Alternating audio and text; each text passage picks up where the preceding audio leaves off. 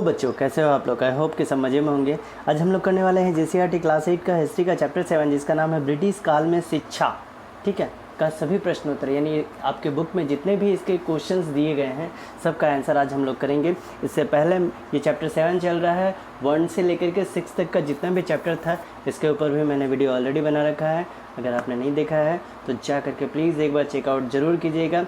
इसका लिंक मैं आई बटन और आपका डिस्क्रिप्शन दोनों में दे दूँगा, और मैंने इसके ऊपर ऑलरेडी एक प्लेलिस्ट बना रखा है तो उसका भी मैं लिंक दे दूँगा, तो आप वहाँ से एक बार ज़रूर चेक कर लेना।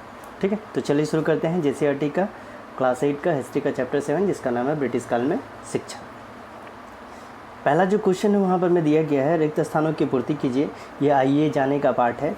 कौन नंबर है? विलियम जॉन्स एक खाली स्थान थे। तो ये क्या थे? एक जज थे तथा भाषाविद, यानी बहुत सारे भाषाओं को जो जानकार रहता है उसको भाषाविद कहा जाता है। दूसरा नंबर है लॉर्ड मैकॉले, खाली स्थान शिक्षा के पक्षधर थे। तो वे किसके शिक्षा के पक्षधर थे? तो वे अंग्रेज़ी शिक्षा के पक्षधर थे। गौ नंबर में है एशियाटिक सोसाइटी ऑफ बंगाल, यानी बंगाल की स्थापना खाली स्थान ने की थी। इसकी स्थापना जो है विलियम जोन्स ने की थी। ठीक है। घ नंबर में है वुड डिस्पैच, खाली स्थान ईस्वी में जारी किया गया था। ये 1854 ईस्वी में जारी किया गया था। अंगो नंबर शांति निकेतन की स्थापना खाली स्थान ने की थी, तो रविंद्रनाथ टैगोर ने की थी। ब्लाइंड स्कूल में पढ़ाई खाली स्थान से होती है, तो ये ब्रेल लिपि के द्वारा इसकी पढ़ाई लिखाई होती है। चलिए बढ़ते हैं अगले क्वेश्चन की तरफ, जो है हमारा क्वेश्चन नंबर 2, जिसमें बताया गया है निम्नलिखित प्रश्नों को उत्तर संक्षेप में दीजिए। तो मैंने भी कोशिश किया है संक्षेप में देने का। ठीक है, कौन नंबर क्वेश्चन है?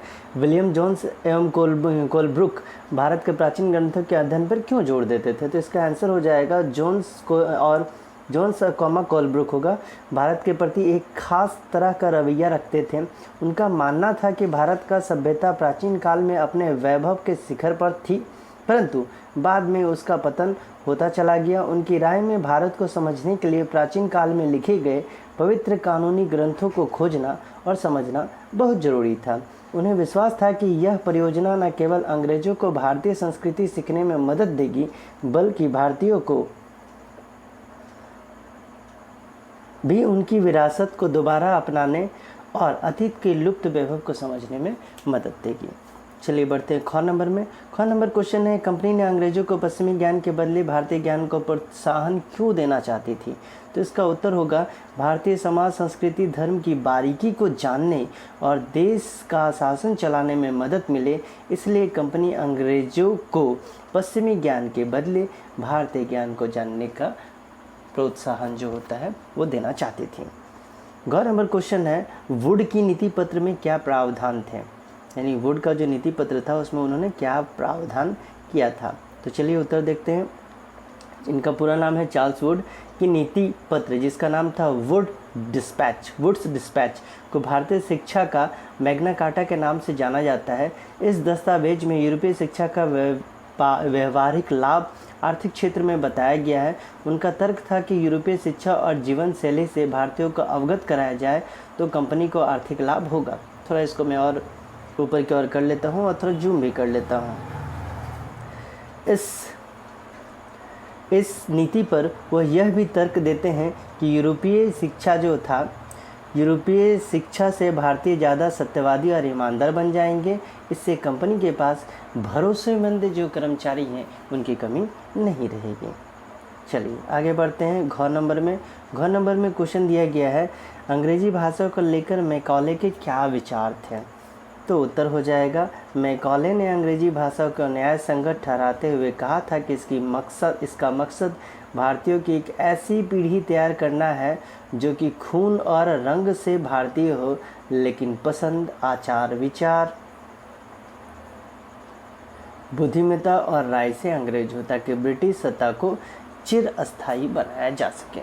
ठीक है, अब आते हैं अंगो नंबर में। अंगो नंबर है, अंग्रेजी की सभ्यता मिशन से आप क्या समझते हैं? तो इसका ये हो जाएगा, अंग्रेज मानते थे कि भारतीय असभ्य हैं, जिसे सभ्यता का पाठ पढ़ाना जरूरी है।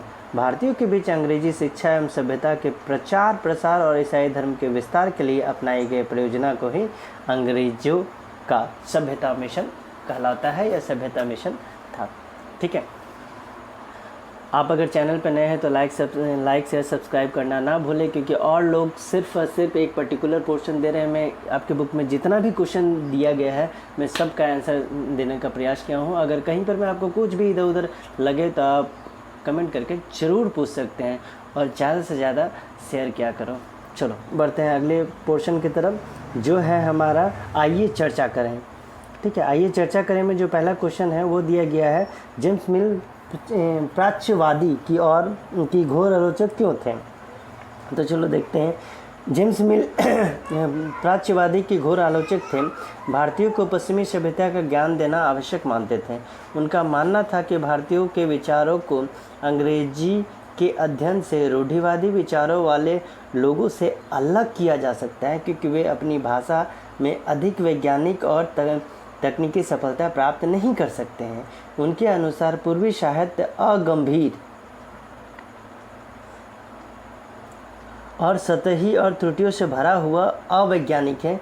इनके अनुसार अंग्रेजी के ज्ञान से भारतीयों को दुनिया के श्रेष्ठतम साहित्य की कृति को पढ़ने का मौका मिलेगा। वे पश्चिमी विज्ञान और दर्शन के क्षेत्र में हुए विकास से अवगत हो पाएंगे। ठीक है, चलिए बढ़ते हैं क्वेश्चन नंबर 4 की तरफ। क्वेश्चन नंबर 4 में दिया गया है अंग्रेजी शिक्षा के बारे में महात्मा गांधी के क्या विचार थे। तो गांधी जी का मानना था कि अंग्रेजी शिक्षा ने हमें अपना गुलाम बना दिया है। महात्मा गांधी का कहना था कि औपनिवेशिक शिक्षा में भारतीयों के मस्तिष्क में हीनता का बोध पैदा कर दिया है। इसके प्रभाव से आकर यहाँ के लोग पश्चिमी सभ्यता को श्रेष्ठतर मानने लगे हैं और अपनी संस्कृति के प्रति उनका गौरव भाव जो है वो नष्ट हो गया है। उन्होंने कहा कि इस शिक्षा में विष भरा है, यह पापपूर्ण है, इसने भारतीयों को दास बना दिया। अंग्रेजी में दी जा रही शिक्षा भारतीयों को अपाहिज बना रही है, ऐसा गांधी जी का मानना था। क्वेश्चन नंबर 5 है, लॉर्ड मैकॉले की नीति से आप किस हद तक सहमत हैं। तो लॉर्ड मैकॉले ने मिनट्स यानी विवरण के आधार पर 1835 ईस्वी में शिक्षा अधिनियम पारित किया गया। यह फैसला भी लिया गया कि अंग्रेजी को उच्च शिक्षा का माध्यम बनाया जाए और कोलकाता मदरसे तथा बनारस का संस्कृत कॉलेज जैसे प्राच्यवादी आदि संस्थाओं को बढ़ावा ना दिया जाए। वह भारतीय समाज में ब्रिटिश मानसिकता विकसित करना चाहता था, जो शरीर, मन और खून से तो भारतीय हो और वैचारिक और बौद्धिक स्तर पर अंग्रेज हो, ताकि ब्रिटिश सत्ता को चिरस्थायी बनाया जा सके। मैं इनकी नीति से बिल्कुल सहमत नहीं हूँ, क्योंकि इससे शिक्षार्थियों का समग्र विकास जो होता है वो कभी संभव हो ही नहीं सकता है। तो समग्र विकास संभव नहीं था। ठीक है, अगर आप चैनल पर नए हैं तो प्लीज़ लाइक शेयर सब्सक्राइब करना ना भूलें और ज़्यादा से ज़्यादा शेयर किया करो अपने फ्रेंड्स के ग्रुप वगैरह में, ताकि आपकी तरह उनको भी फ़ायदा मिलता रहे। चलिए मिलते हैं अगले वीडियो में, तब तक के लिए bye bye and take care.